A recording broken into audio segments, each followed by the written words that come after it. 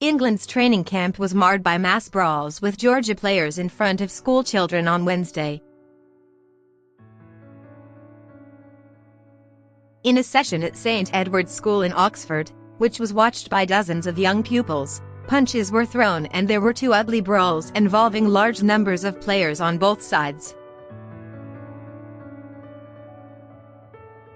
England coach Eddie Jones had invited Georgia to provide opposition for his squad as they prepare to host Italy on March 9. Their forwards were called over to scrummage against England and many were greeted warmly by Jones, who shook the visitors' hands as they arrived. Trouble flared when the packs bound together and engaged for the first scrum. As the front rows broke apart, there was pushing and shoving, then punches were thrown by players on both sides. It is understood Georgia instigated the fight, but England were quick to defend themselves and fight back. Leicester prop Ellis Genge could be seen with fists raised, ready to return fire, but he was restrained by teammates. The two sets of forwards also had to be pulled apart. Will Carling, who is working with England as a part-time leadership consultant, was heavily involved as coaches on both sides intervened.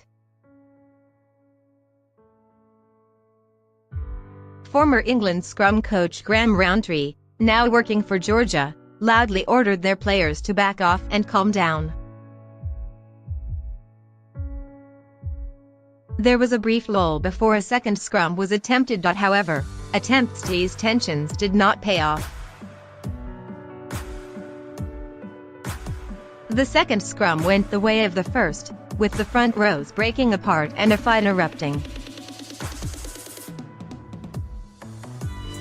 This time even more players became involved in the melee, with some running across the pitch to join in and leaping over teammates to swing punches.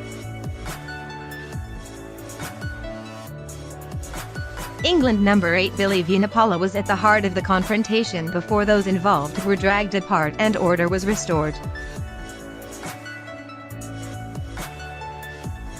While the commotion was going on, England's security staff strode along the touchline where pupils and school staff were watching the session, ordering those present to keep their phones in their pockets and not to take pictures or film the unfolding events.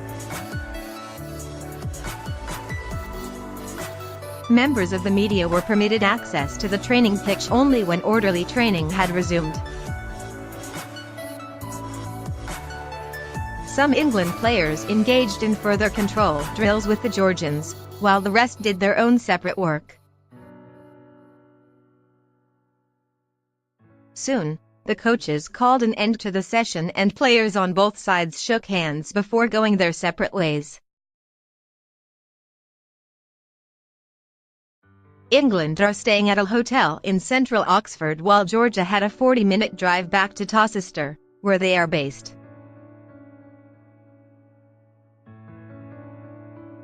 The Georgians are renowned for their scrummaging and a year ago subjected England's forwards to a brutal set-piece ordeal when the countries first trained together. There is due to be another contact session between the countries on Thursday, but it remains to be seen whether there will be any further attempts to include live scrummaging, in light of what unfolded. Speaking after the session, Georgia's head coach from New Zealand, Milton Haig, said, "When two sides have a mindset that they don't want to give an inch or millimeter, you usually get a bit of tension.